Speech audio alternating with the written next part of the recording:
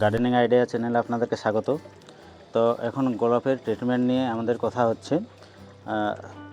সেটারই সিরিজ হিসাবে আমি এটা দেখাচ্ছি যে গাছের এই সময়টাতে নতুন পাতা আসছে প্রুনিংয়ের আগে বা প্রুনিংয়ের পরে।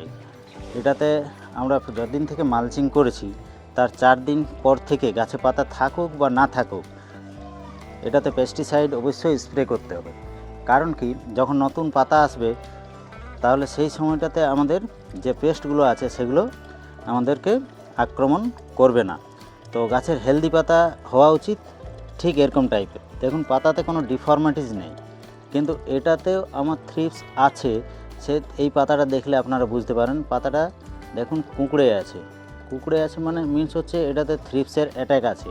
তাহলে এটা বন্ধ করার জন্য আমরা 4 দিন পর পর আমরা এটাতে কনফিডার স্প্রে করব। যদি কাজ না দেয় তো কনফিডারের সঙ্গে কাকা মিশিয়েও স্প্রে করা যায়। তো দেখুন, এটাতে থ্রিপসের অ্যাটাক আছে বলেই যে বার্ডটা আছে, এই বার্ডটা কালো হয়ে যাচ্ছে। বার্ড অবশ্যই কালো হয়ে যাবে থ্রিপসের যদি আক্রমণ থাকে।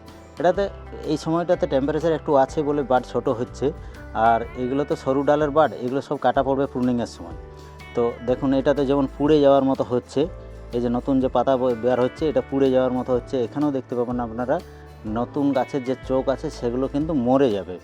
তো এটাতে আমি একবার স্প্রে করেছি কনফিডার, আর একবার থেকে দুবার স্প্রে করা হয়েছে, আর আজকে আমি আরেকবার কনফিডার স্প্রে করব।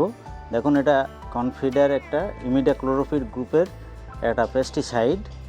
এটা যে কোনো আপনারা ইমিডাক্লোরোপিড ব্যবহার করতে পারেন। তো বায়ার কোম্পানির এই কনফিডারটা ভালো কাজ দেয়। আপনারা সবজির ক্ষেত্রেও ব্যবহার করতে পারবেন, আর ফুল গাছের গোলাপের ক্ষেত্রে।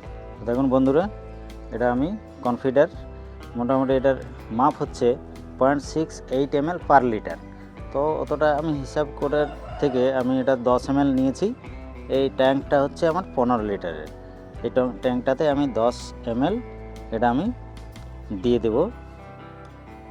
দিয়ে দেওয়ার পরে এটাকে ভালো করে নাড়িয়ে নিতে হবে, কারণ খুব কম পরিমাণে দিচ্ছি, যাতে একটা হোমোজেনাস মিক্সচার হয় সেটা দেখতে হবে। হোমোজেনাস মিক্সচার না হলে আপনার প্রথমে যেটা থাকে সেটা স্প্রে হয়তো বেরিয়ে যাবে, পরের ক্ষেত্রে ওষুধটা থাকবে না। তো মেডিসিনটা যাতে সমস্তটাই ঠিকঠাকভাবে ছড়িয়ে যায়, তার জন্য এটা আমি একটা পরিষ্কার রড দিয়ে, স্টিল রড দিয়ে এটাকে আমি মিশিয়ে নেব ঠিকঠাক করে।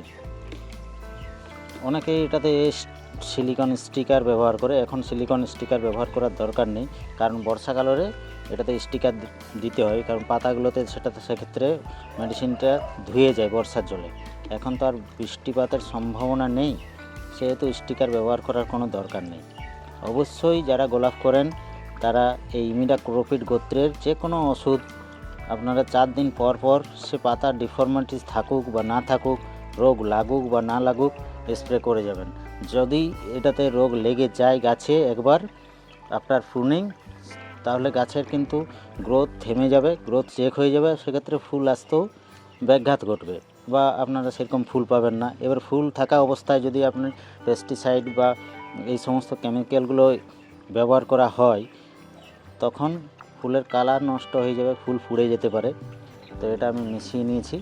এরপরে আমি এটাকে গাছের এবং অবশ্যই স্টেমে, যেহেতু স্টেমে নতুন চোখগুলো বার হচ্ছে, সেহেতু পাতা সমেত, এখন তো গাছে খুব কম পাতা আছে, পাতা সমেত আমি এটা স্টেমে স্প্রে করে দেব। দেখতে থাকুন বন্ধুরা, আমি এই যে গাছগুলোতে ভালো করে স্প্রে করছি। অবশ্যই কাণ্ডতেও স্প্রে যেমন হয়, ছোট গাছ বড় গাছ সমস্ত গাছেই স্প্রে করতে হবে, এবং এটা করেই যেতে হবে কাজটা। এই কাজটা না করে গেলে গাছের